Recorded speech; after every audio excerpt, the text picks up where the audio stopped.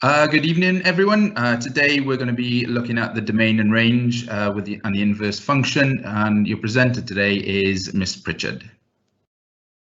Hi all, so welcome to today's session. Like Mr. Mackenzie just said, now we're going to look at domain, range and the inverse function. So what are functions? Function is a relation between a set of inputs and a set of outputs such that each input is related exactly to one output. So for example, y equals x squared is a function because whatever value of x takes, there's only one value of y. So we've seen functions everywhere in our course before. So like a straight line is a function, y equals mx plus c, and so on. However, y equals plus or minus square root of x is not a function, as if we put in x equals 4, there's two possible values of y, 2 or minus 2. Okay, so a function is something that maps to something else. So given the set 1, 3, 5 here is called a domain, and the set to which the domain is mapped, 3, 9, 15 here, is called the range. So our function here is going to be 3x. So 3 times 1 is 3, 3 times 3 is 9, 3 times 5 is 15. So our domain is the input values, and the range is our output values. So in this case of a function defined by a formula with unspecified domain, the domain is taken to be the largest set such that the formula gives a unique image for each element of the set. Okay, so that's quite wordy. So what I mean by that is the domain is the largest set we can put of x values we can put into our function. So what can we put in? So if we look at this function here, y equals x, we have a massive range of x values we can put in. So we can go all the way down to minus infinity and all the way up to positive infinity. Okay, so how do we write the domain and the range? Well, domain and ranges can be expressed as in intervals, and we use this as following to note them. So we use curly brackets, so round brackets, a and b is equivalent to a is less than x and is less than b. So we do not include the endpoints. So that's called an open interval. When we use square brackets ab, this is equivalent of a is less than or equal to x and is less than or equal to b. So that means we include the endpoints. So we don't include the endpoints, and that's called a closed interval. So another example we've got here is that we've got our open interval 0 and 5 closed interval. So that means we take any value of x which is bigger than 0 but not equal to, so we can go 0.001, but it cannot be equal to 0, and we could do anything up to 5 including 5. Okay. So let's have a look at some examples. The function f has the domain minus infinity to minus 1 closed interval and is defined by f of x is equal to 3x minus 2. So I probably should have noted on this one that infinity always has an open interval, because infinity is not actually a number, it's a concept, okay? So we can't actually include the number infinity, but we can go as close and closest to infinity as we can. Okay, so the function f has domain minus infinity to minus 1 and is defined by f of x is equal to 3x squared minus 2. Find the range. Okay, so if I put in f of minus infinity, so 3, and we've got minus infinity squared. Now a minus squared is going to give me positive infinity. So that is going to tend to positive infinity. And then to find my range for minus 1, I do f of minus 1 is going to be 3 minus 1 squared minus 2, which gives me 3, and then that minus 1 becomes a positive 1 because it's squared minus 2, so that equals 1. So my range is going to be 1, and I'm going to use a closed interval because the -1 has a closed interval here. And that then goes to positive infinity. So that one. Number 2, find the largest domain for the function f of x equals 2x squared plus 3, hence find the range.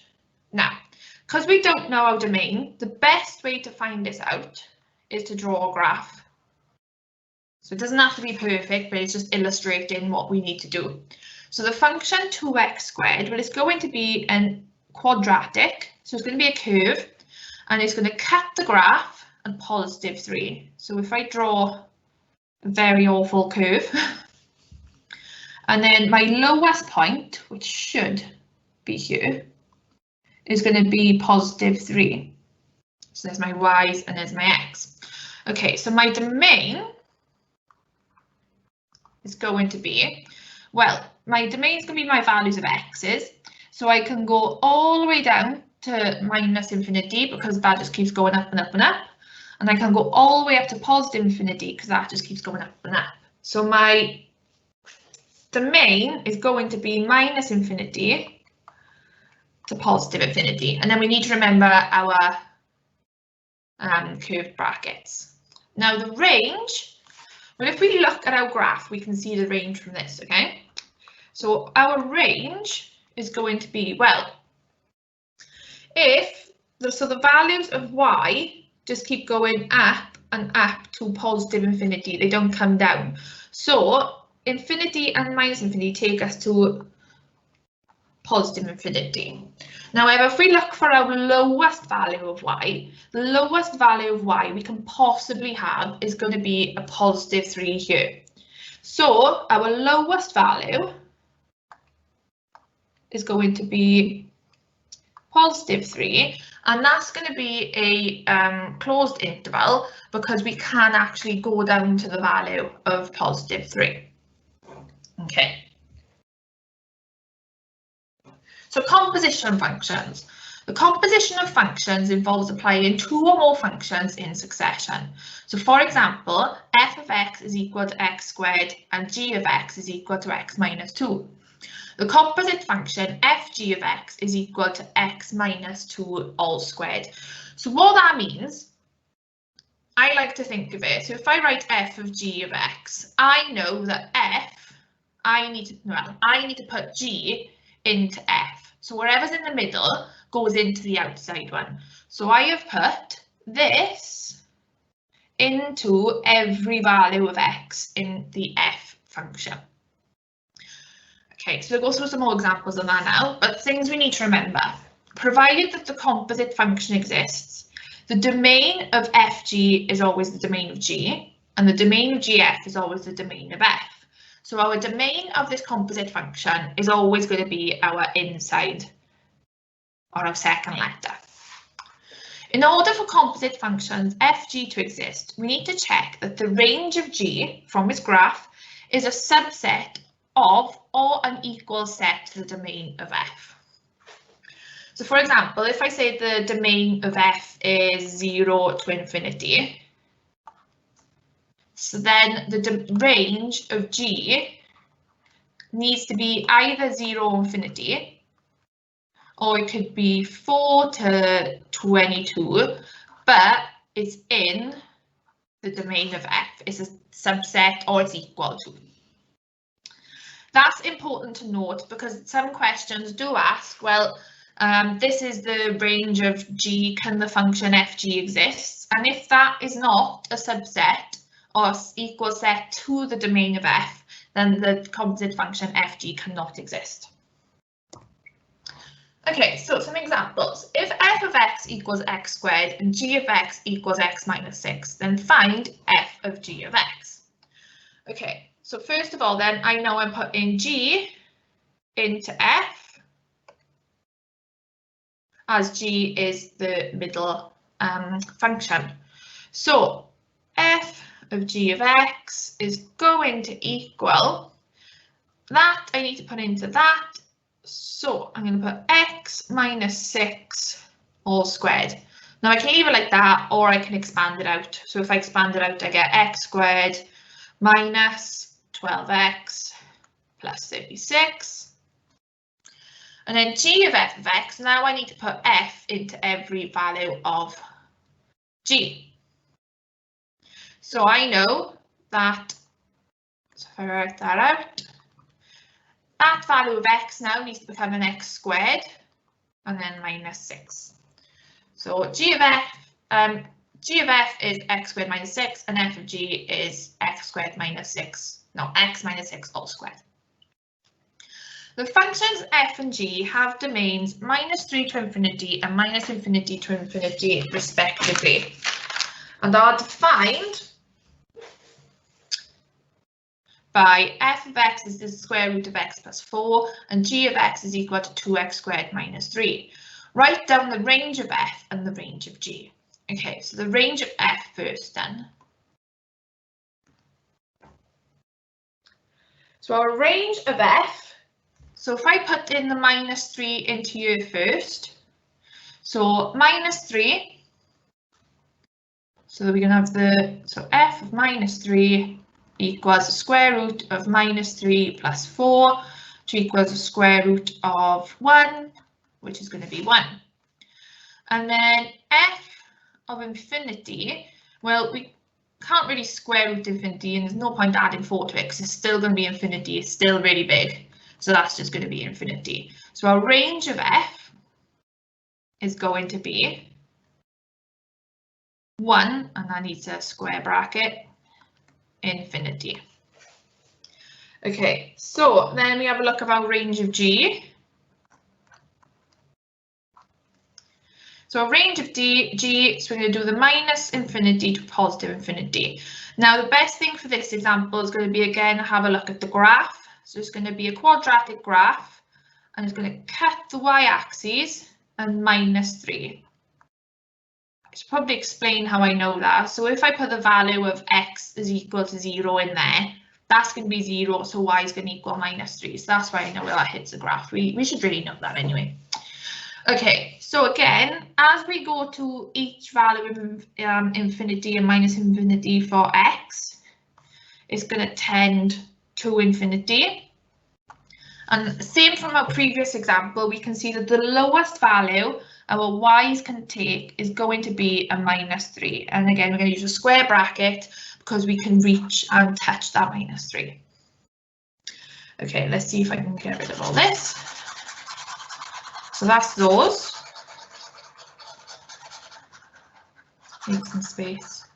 Right, okay, so B, find an expression for g of x and g of f and simplify your answer. So g of f of x is going to equal, so now I know that I'm going to put f into g. So I've got 2 square root of x plus 4 all squared minus 3. So simplify your answer means that I'm going to have to sort all this out. So square root all squared, so that's going to be 2 of x plus 4 minus 3. So that's going to be 2x plus 8 minus 3. So that is going to equal 2x plus 5. Okay, and then if we have a look at C, so solve the equation f of g of x is equal to 17. So if we have f of g of x, we're going to have to find out what that is first. So f of g of x is going to be, I'm going to put g into f because g is the second one. So we're going to have the square root of 2x squared minus 3 plus 4. So that's going to be the square root of 2x squared and then minus 3 plus 4 plus 1. So that is our simplified version of f of g of x. Now, that wants us to solve, now the question wants us to solve f of g of x is equal to 17. So I'm just going to replace 17 here. So I'm going to do 2x squared plus 1 equals 17. The opposite of square root is squaring, so 2x squared plus 1 is equal to 17 all squared, which is 289.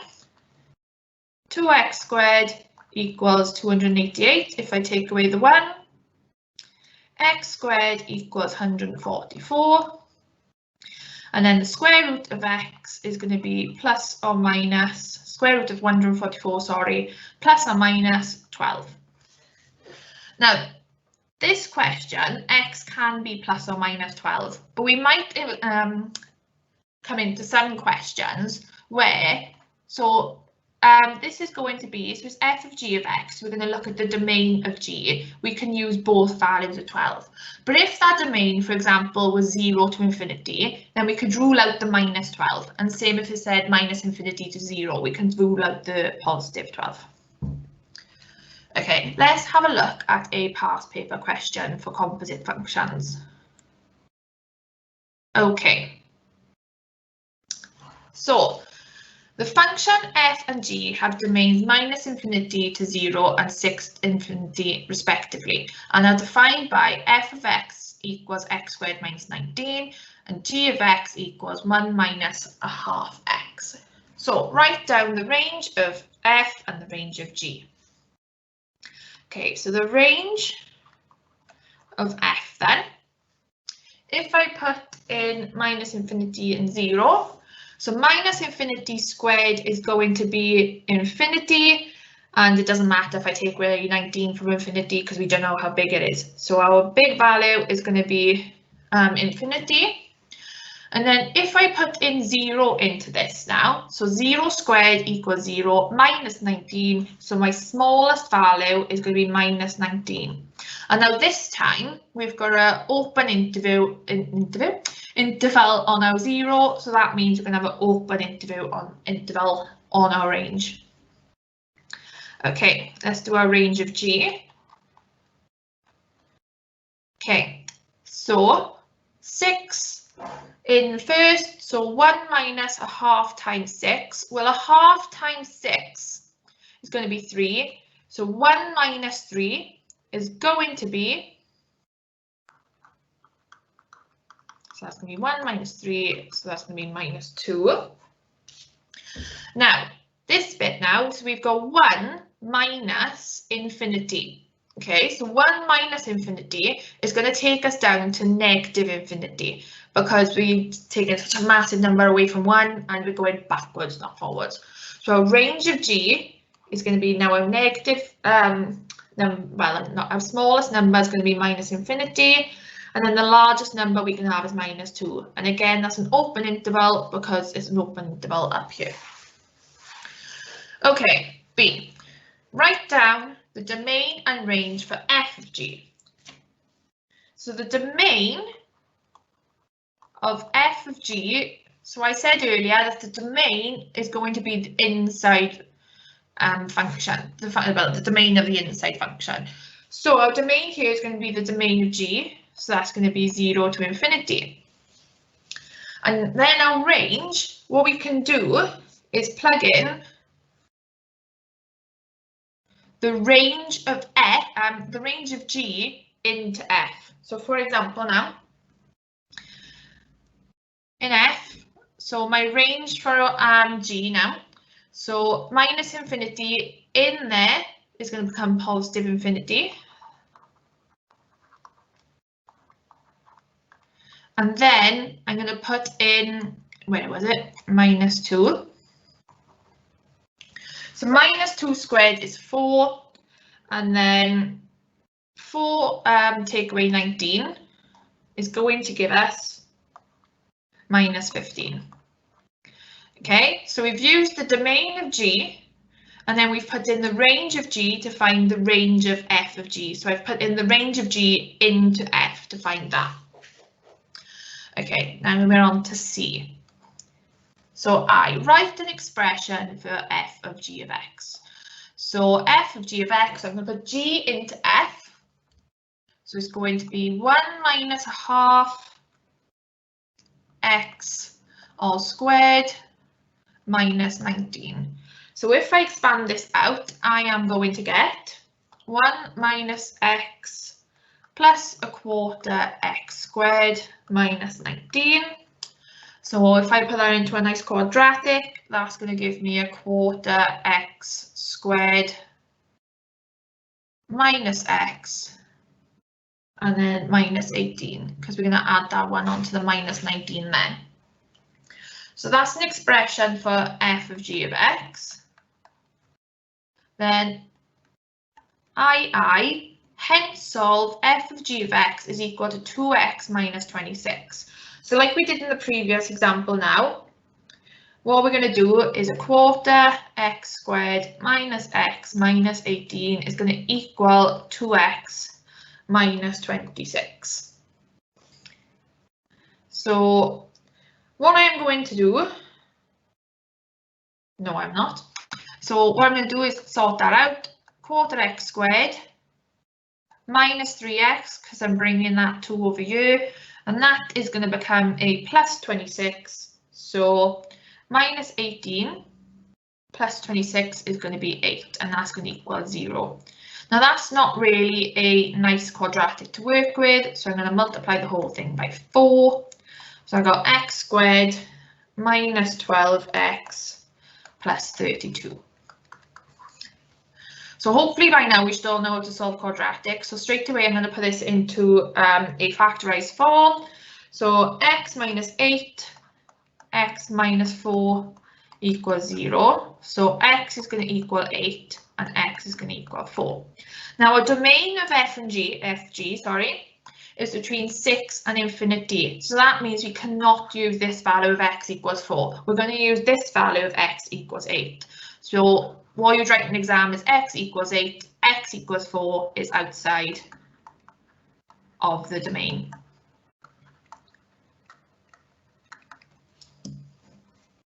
Okay. So I'm going to briefly look over these ones now because I'm going to move on to inverse functions. So for this example, again now give a reason why g of f of 1 cannot be formed. So if we put g of f of 1, that is going to be outside the domain of g. Okay, because g is 2 to infinity. So we need to make sure that we check our domains on questions. So those little 1 markers there are probably going to say it's outside the domain, it's outside the range. Okay. This example, so this one's pretty straightforward. All we need to remember is when we want to solve with exponentials that we need to use the log function. Okay. So this example here then, I'm going to quickly go through this one. We've got the functions f and g have domain 0 to infinity and 0 to pi over 4 respectively, and defined by f of x equals log of x and g of x equals tan of x. Write down the domain of f and g and write down the range of fg. I keep saying and, I just mean fg. Okay, so A1 then, the domain of fg. Well, the domain of fg is just going to be the domain of g. Now, what I wanted to mention was we can see straight away here that that's pi over 4. So when we use pi in questions like this with trig, we should know that we need to put our calculator into radians. So this straight away shows me that I'm going to be working in radians. So the domain of fg is going to be the domain of f, and then the range. So if I put that into my expression, now if I put tan of pi over 4 into my calculator, then that is equal to 1. Okay, so my range here is going to be tan of 0 is going to be 0, and then it's not going to be 0, it's going to be not that anyway, and then we're going to have pi over 4 is equal to tan of 1. So when we do a graph of a log function, it usually looks something like this, and it crosses the graph of 1. So for this one, tan of 1 is there, so that's going to be the end of our range. And we know that all the way down here, log goes all the way down to minus infinity. I hope that makes sense. So log of anything down to 0 goes to minus infinity, and then tan of pi over 4 is 1, so our range ends at 1. Okay. Right, if we look at B then,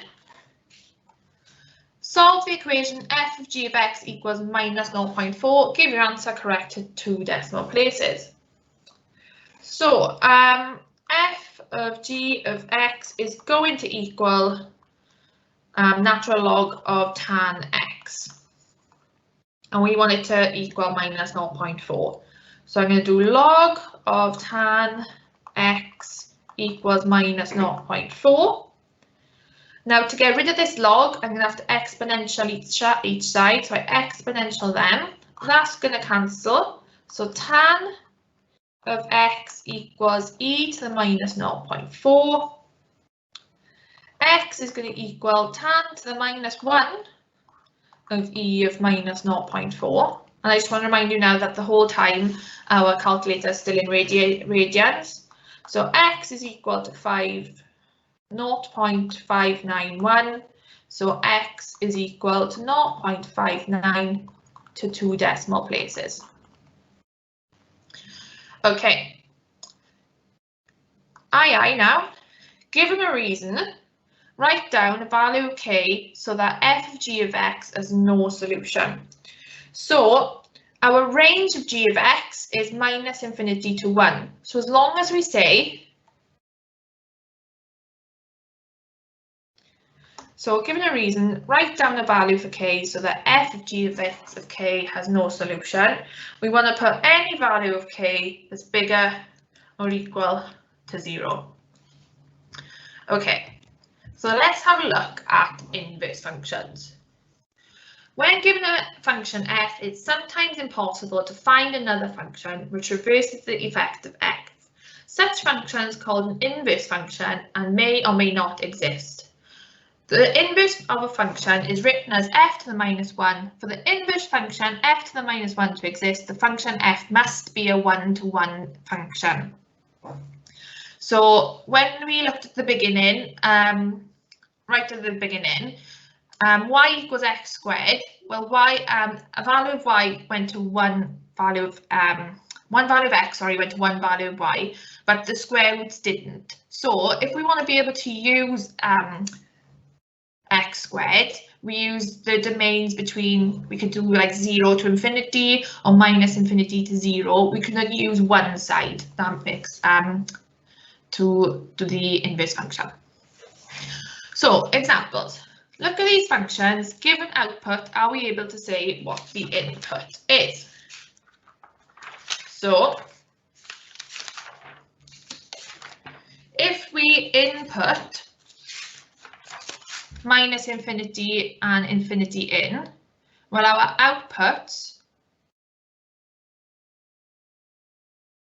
I've lost my brain. Right, look at these functions. Given an output, are we able to say what the input is? Yeah, so if we get given one output, we can just, instead of adding 1, we take away 1, we can find what number we ended up with. But again now, x squared, if I was given a value of, say, 4, the value of x could be minus 2 or it could be positive 2. Okay, so we can't find the inverse function.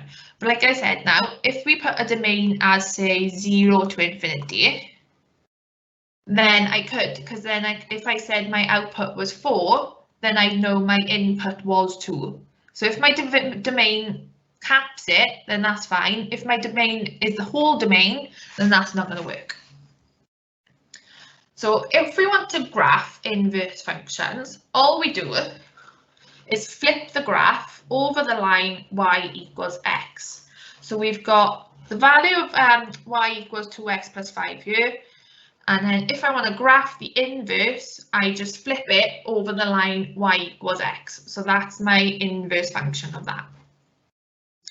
So a main one we know is, so we have the graph of exponential, so e to the x. If we flip that over the line y equals x, then we get the log of x, the natural log of x. That's a main one they like to ask you to draw. Okay, so here's some rules on inverse functions then. A function f has an inverse f to the minus 1 only if f is a one-to-one function. So another little 1 mark question they could ask you is, why is this function, can we find the inverse of this function? And if it's not a one-to-one function, you say, no, it's not a one-to-one function. So inverse functions then, the domain and the range. So the domain of the inverse will be the range of the function. The range of the inverse is going to be the domain of the function. So to find f of 1, we're basically rearranging the subject, okay? So we replace f of x with y, we rearrange to get x equals something, and then we replace each y with an x and replace the x with f to the minus 1. Now that probably looks like gibberish, but let's have a look at an example. So the function f has domain minus infinity to minus 1 and is defined by f of x is equal to 2x minus 1. Write down the range of x, okay? So write down the range of f, sorry.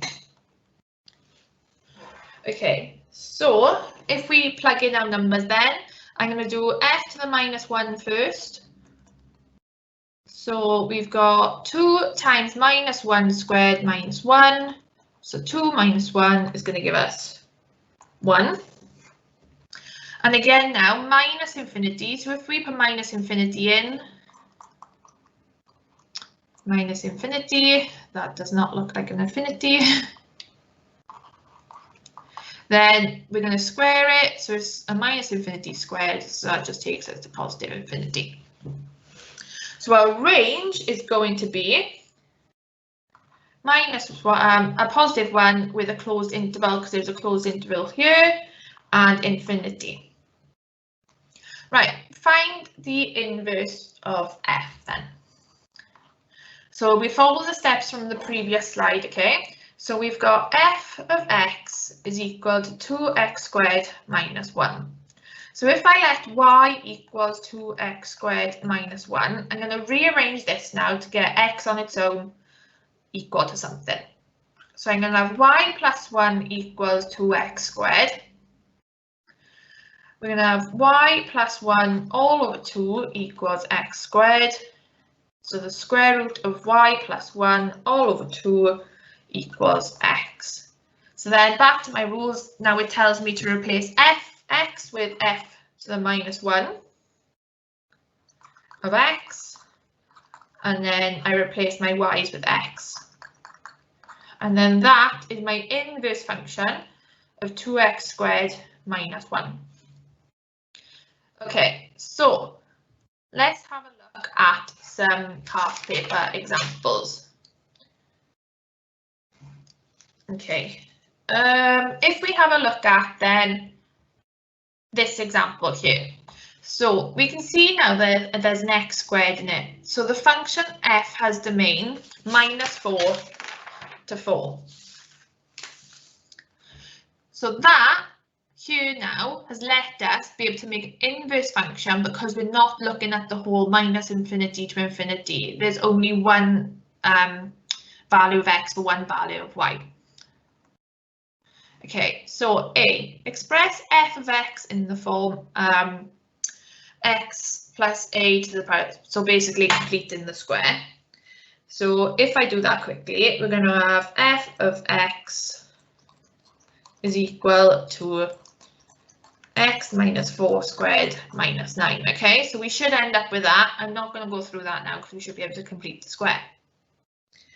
So B, f to the minus 1 then. So if we let y equal, and I'm going to reverse it using the completing of the square. So let y equals x minus 4 squared minus 9.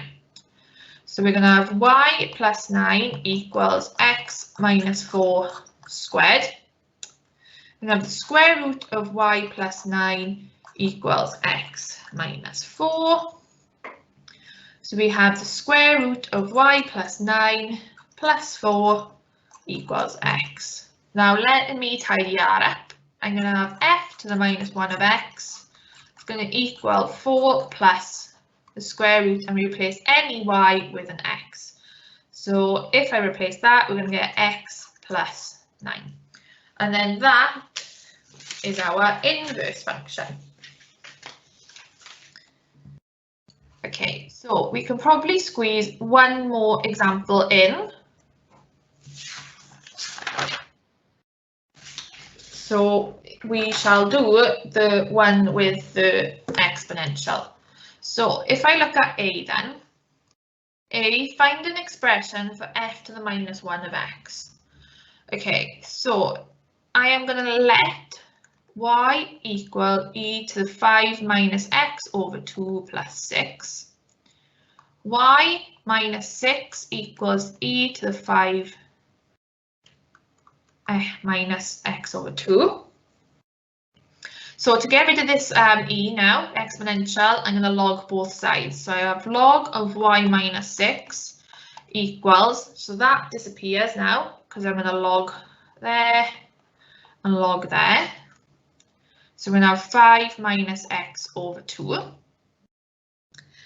And then we are going to have, if I put x over 2 over here, 5 minus log of y minus 6.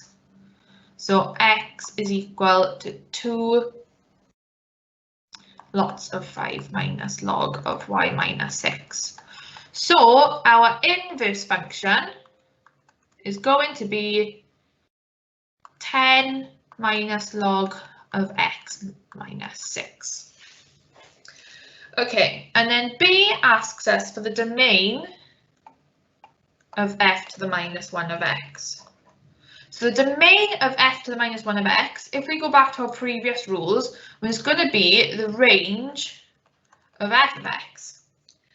So our range is going to be, well, if I put minus infinity into here, then that's going to give me positive infinity because e has the graph and goes like that. And if I substitute 10 into here, well, 5 minus 10 over 2, so that's 5 minus 5. That's going to give me e to the 0, so that's going to give me 1. 1 at 6 is going to give me 7.